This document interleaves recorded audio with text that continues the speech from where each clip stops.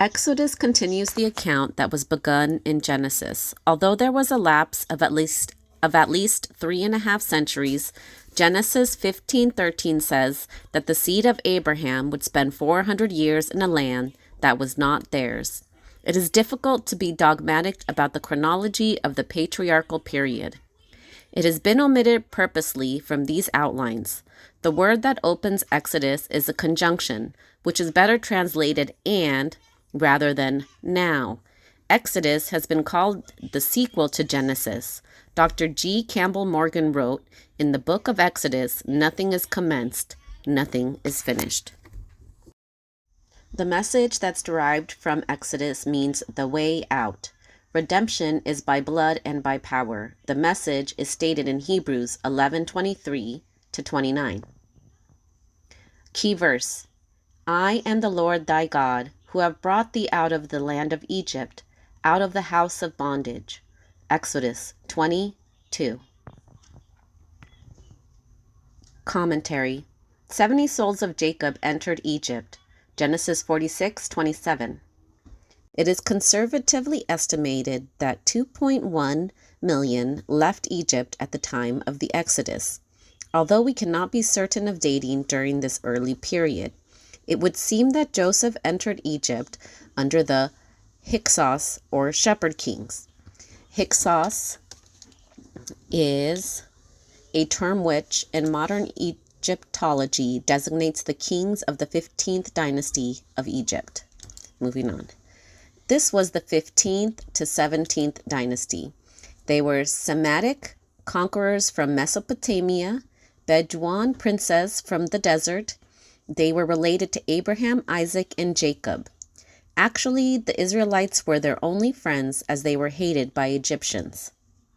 Amasis, military leader of Egypt, led a rebellion against the Hyksos kings, deposed them, and was made pharaoh. It was Ramses II in this line who was the pharaoh of the oppression and the one who knew not Joseph. Moses' life is divided into 340 periods.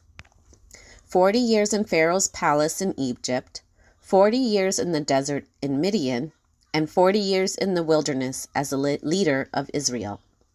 The training in Egypt, evidently in the temple of the sun, did not prepare Moses to follow God in leading Israel out of Egypt.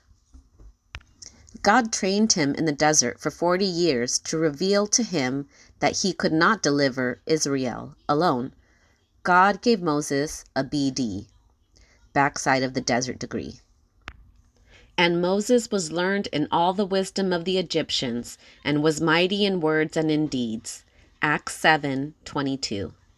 The wisdom of Egypt is not to be despised even today. The construction of the pyramids and the pretension of brilliance in the colors they used reveal they knew architecture and chemistry. Although they knew the distance of the sun, and writing was a highly developed science among them. After God prepared Moses to deliver his people, he sent him back to Egypt after 40 years. Moses is to assemble elders of Israel and go to Pharaoh. Pharaoh will refuse to let Israel go. His refusal will open the contest between God and the gods of Egypt. Pharaoh was a representative of the gods of Egypt. Egypt was dominated by idolatry, gods many and lords many. There were thousands of temples and millions of idols. Back of idolatry was Satan. There was power in the religion of Egypt. Now, as Jannes and Jambres withstood Moses, so do these also resist the truth. Men of corrupt minds reprobate concerning the faith. 2 Timothy 3:8. Pharaoh asked, "Who is Jehovah?" He had never heard of him. And Pharaoh said, "Who is the Lord, that I should obey his voice to let Israel go? I know not the Lord, neither will I let Israel go." Exodus 5:2. God introduced himself. Pharaoh got acquainted with God and acknowledged him as God. And Pharaoh sent and called for Moses and Aaron and said unto them, "I have sinned this time. The Lord is righteous, and I and my people are wicked." Exodus 9:27. Then Pharaoh called for Moses and Aaron in haste, and he said, I have sinned against the Lord your God and against you. Exodus 10:16. 2 points of significance arise from this episode. Why the plagues? They were God's battle with the gods of Egypt. Each plague was directed against a particular god in Egypt. For I will pass through the land of Egypt this night, and will smite all the firstborn in the land of Egypt, both man and beast, and against all the gods of Egypt I will execute judgment. I am the Lord. Exodus 12:12. Our first example would be the Nile was turned to blood. The Nile was the lifeblood of Egypt and sacred to Osiris. Second, we have frogs. Heka was the frog-headed goddess. It was an offense to the goddess to kill frogs. Lice. Geb was the earth god. Flies, beetles or scarabs, were sacred to Ra, the sun god, Ra, Aman, and Khepera. Gold scarabs have been found in the tombs. On Kettle, Moraine, Egypt was a land of zoolatry. They worshipped animals. Apis was the black bull that was worshipped. Mummified bulls have been found in a pyramid near Memphis, Egypt. Boils. The priests had to be spotless. They could not serve in their temple with boils. Hail. Egypt is a land of no rainfall. There is less than 1 inch a year in Cairo. Isis was the goddess of air. Locusts are a judgment from God. If we compare locusts in Joel and Revelation. Darkness. Egyptians worship the sun, Ra. Death of firstborn. The firstborn in Egypt were set aside for the service of the gods. What does it mean to harden the heart of Pharaoh? The word harden has in it the idea of to twist with a rope.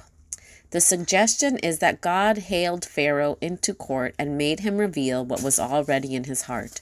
He was not permitted to cover up or compromise. He had to reveal his true intent and thought. See Exodus 4:21, 7:3, 14:4, and Romans 9:17-24. The Passover is the oldest religious holiday in continuous celebration.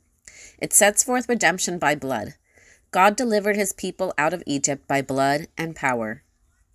This was the grace of God described to them in this fashion. Ye have seen what I did unto the Egyptians, and how I bore you on eagle's wings, and brought you unto myself. Exodus 19:4. God wanted to reveal to his own people that he had the power to deliver them. The law was then instituted with their permission. The 10 Commandments are a segment of the Mosaic Law, legislation that regulated the social life in relationship to the 10 Commandments was given in the remainder of the Torah. The great emphasis was upon the construction of the tabernacle and the service of it. The sacrificial system was the heart of the worship of God. Sin must be dealt with before God can dwell with his people. And let them make me a sanctuary, that I may dwell among them. Exodus 25:8. To get a better understanding of the Old Testament and how it correlates to the New Testament, we recommend doing some research on the tabernacle and the holiest of holies and how it correlates to Jesus.